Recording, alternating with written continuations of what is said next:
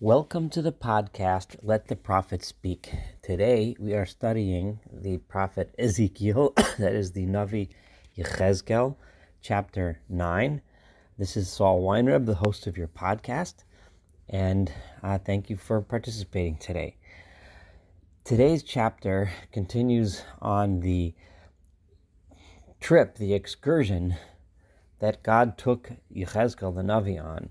Just to paint the picture, in the beginning of chapter 8, Ezekiel was in the midst of speaking and meeting in his home with the elders of the community, the exiled community in Babylon, and God took him, so to speak, on a virtual trip to Jerusalem, to the temple, to see the horrific and awful sins that were being committed by the people in the temple and around the temple, the sins for which God was about to deliver the imminent destruction and punishment. In today's chapter 9, we are going to read about the punishment that God is going to bring upon the people for their sins. If you recall, I did point out at the end that the bottom line of all of the sins, of all of the idolatry, and this is consistent throughout the prophets, and we've seen this over and over again in all of the minor prophets, in the words of Isaiah and the words of Jeremiah, and we found it in Ezekiel as well, that at bottom line, end of the story, what the atmosphere of idolatry creates is an atmosphere of Hamas. Hamas is a specific type of corruption where people take advantage of each other based on their strength, based on their position, based on their wealth. They take advantage of the poor. And the end of the story, it was, as we said in chapter 8, verse 17, Ki mala'u et haaretz Hamas. God said it's because the land became full of Hamas. We'll see some similar ideas in chapter 9 as we read it. Another thing that's important to look out for in chapter 9 is we start to see in a visual depiction of God leaving the temple. That the temple, which was supposed to be, meant to be, and had been the temple of God's presence that represents God's presence in this world, God is saying, I'm leaving the temple, and we're going to start seeing God depict that in very powerful images. As we read through these chapters in Ezekiel, they become more and more awful. It's hard to imagine something more awful and more devastating and more difficult to read than some of the chapters we've already read, but this chapter gets even more frightening. I do promise you that at some point Ezekiel will get a lot more encouraging when he talks about the future, but unfortunately we're going to have to suffer through this, reading this and imagining the horrible, horrible suffering that the people must have went through. So let's begin. Chapter 9, verse 1. Vayikra v'aznai. So after God is now holding him, so to speak, carrying him through the temple, and he calls out in my ears. Remember, Ezekiel the Navi has made it very clear that his visual images are all very, very difficult. He has visual images, but he can't actually see anything, and when he sees, he becomes overwhelmed with fright and often falls to the floor, so to speak. But the actual communication is always hearing, is always is something that he hears with his ears. So again, by Yikra v'oznai, God called out in my ears, Kol Gadol, in a loud voice, Lamar, saying as follows.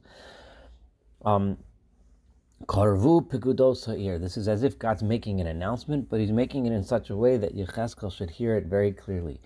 Come close, those of you that are appointed over the city. V'ish kli mashcheto biado. And each one of you bring along with you your weapon of destruction. Imagining God is calling the leaders of the Babylonian siege and saying to them, each one of you come with whether it's arrows, whether it's spears, whether it's swords, whether it's whatever weapon it is that you have, bring it along, because I'm appointing you to do as follows. V'hinei, and behold, Shisha Anoshim, 6 men Bo'im came Miderach Shar HaElyon, from the upper gate, Asher Mafnet Safona, which faced towards the north. V'ish Kli Mapatzo Biado, and each one had come with his weapon of destruction. V'ish echad b'tocham, and among them there was another man, levush habadim, who was dressed in linen.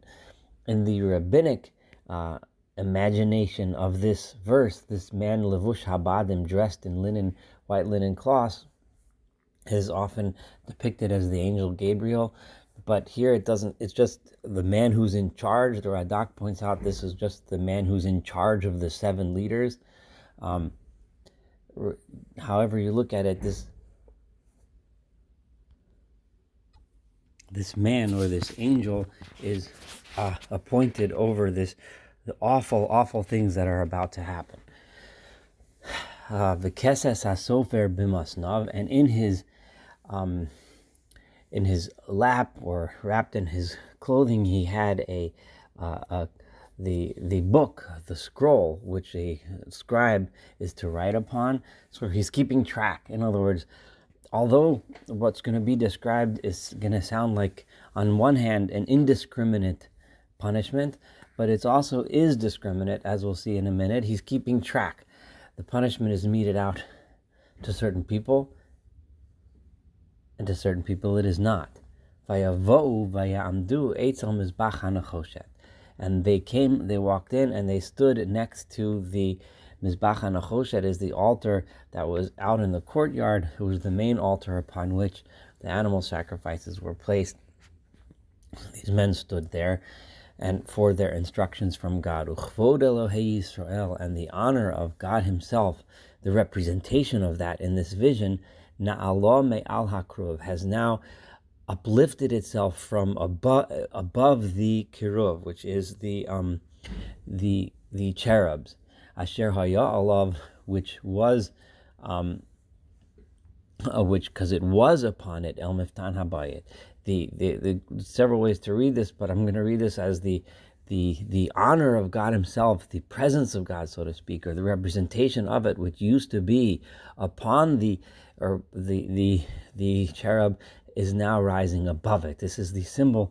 God is saying, I'm leaving. I was here. This is where I rested. I'm leaving. The temple no longer represents me, no longer represents my presence in this world. Vayikra Eloish halavush habadim, and then he called out. The presence of God called out to the man in charge, the one Asher Kesas Hasofer B'Masnav, the one who had the book.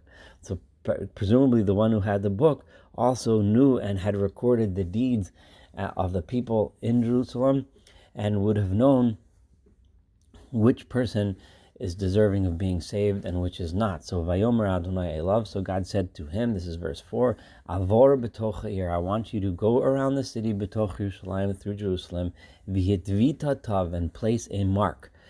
Now the word tav here, according to almost all the commentaries, means a mark. But it also, of course, would remind one of the Hebrew letter Taf. So in the rabbinic interpretations of this pasuk, of this verse, they usually assume that this Taf is the form of the Hebrew letter Taf, which gives birth to a whole bunch of images and ideas of what the letter Taf would stand for. And one famous midrashic reading, the Taf could stand for Tamut or Tichyeh, he shall live or he shall die, which would start with the letter Taf, which but it also just means a mark. So however you, whatever background you come to when you approach this pasuk, you imagine this mark to be something else. When one reads the Christian literature, they imagine this mark as being a cross. It's not clear from this verse, though, what the word taf means. It just means a mark. For all we know, it could just be a dot on mitzchot Hashem, on the foreheads of the men. Which men do you put the mark on? The ones hane'enochim v'hane'enokim, the ones who are crying and moaning, the ones who are upset, al kol ha'toivot hanasot b'tocha, the ones who understand the awfulness of what had been done and are upset about it. In other words, the people that truly regret the bad deeds and are ready to improve, I want you to put a mark on their heads, on their foreheads.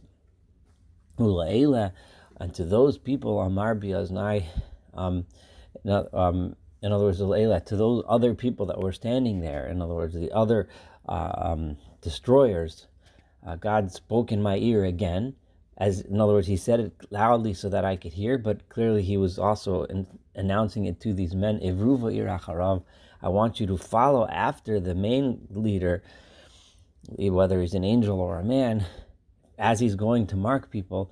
V'haku al techos enichem v'al tachmol. I want you to start to strike and kill and slaughter. Do not have any mercy. Do not have any pity. Zakein bachura busula, whether the guilty person is an elder person or a young man or a young woman, v'taf, or children, v'nashim, and older women. In other words, targu. Here, when it says children, one automatically shudders to think. This is just awful to read, and one wonders if this is justice, and which is only being meted out to those who deserve it, those who do not regret their deeds. Then how come children are being slaughtered? There is no answer to that question, but this kind of gives a different sense, a sense of indiscriminate slaughter.